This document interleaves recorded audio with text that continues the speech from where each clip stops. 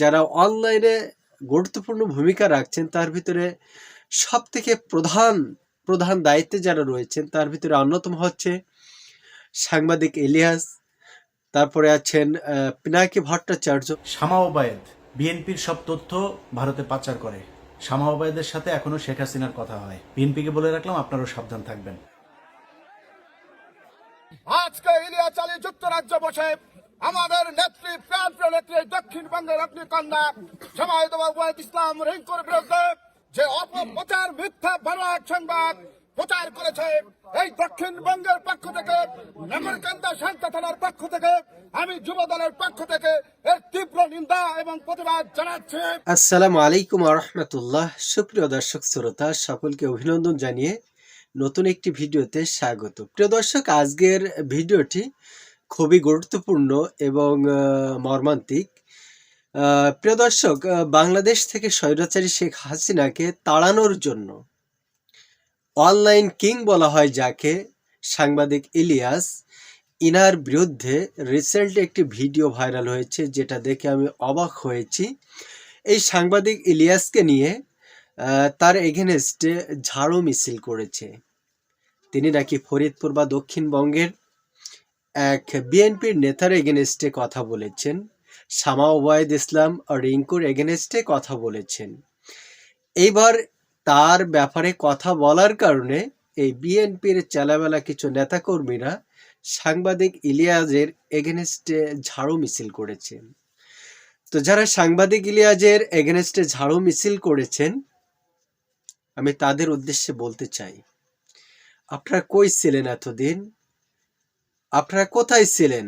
শেখ হাসিনাকে তাড়ানোর পিছনে আপনারাও বাংলাদেশের সব থেকে বড় বা প্রধান বিরোধী দল থাকাকালীন আপনারা তো পারেননি দেশ থেকে তাদের তাড়াতে, বা তাকে ক্ষমতাচ্যুত করতেও তো পারেন নাই।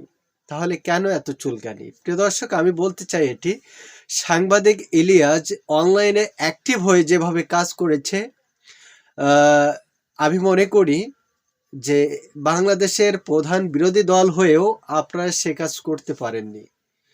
তিনি গুরুত্বপূর্ণ তথ্য, গুরুত্বপূর্ণ বিষয় শেয়ার করেছেন, মানুষের উজ্জীবিত করছেন, মানুষকে স্বৈরাচারী শেখ হাসিনার এগেনস্টে সব সময় অ্যাক্টিভ হয়ে কাজ করেছেন।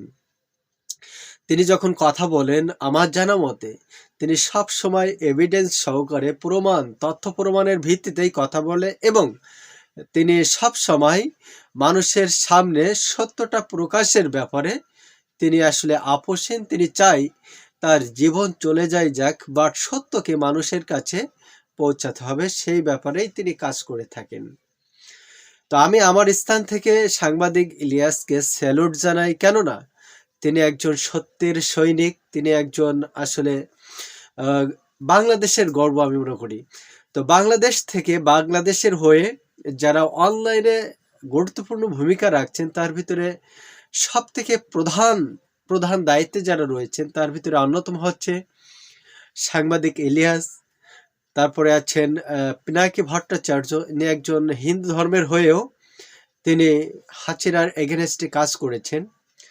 তারপরে আরও আছেন ডক্টর কনক সারোয়ার সহ এইভাবে নাম না জানা অনেক অনলাইনে অ্যাক্টিভিস্টরা এভাবে কাজ করে আছেন।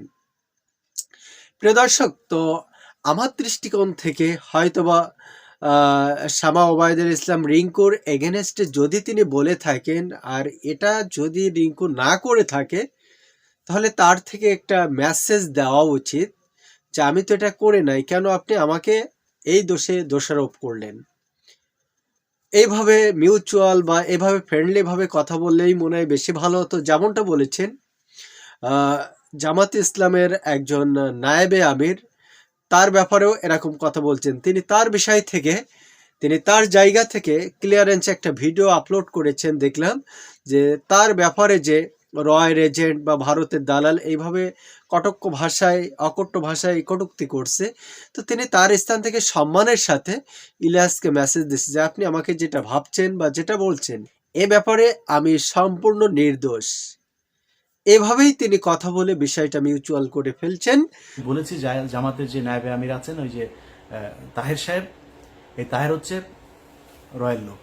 আমি ভারত বা র নয়, কোনো বিদেশের কোনো গোয়েন্দা সংস্থার সাথেই আমার বিশেষ কোনো সম্পর্ক নেই। আমার দৃষ্টিকোণ থেকে এভাবে ঝাড়ু মিছিল না করে তিনি তার স্থান থেকে এভাবে পরিষ্কার একটা বার্তা দিয়ে দিতে পারতেন, তাহলে বিষয়টা ঘোলাটে না হয়ে সিম্পলি ক্লিয়ার হয়ে যেত। তো প্রিয় দর্শক, আমি মনে করি সাংবাদিক ইলিয়াস বাংলাদেশের একজন অ্যাক্টিভ সৈনিক। হাসিনার আসলে এই পদত্যাগ বা তাড়ানোর পিছনে তার যথেষ্ট অবদান রয়েছে, যতটা অবদান রয়েছে সশরীরে যারা ফিল্ডে কাজ করছে তাদের ন্যায় আমি মনে করি।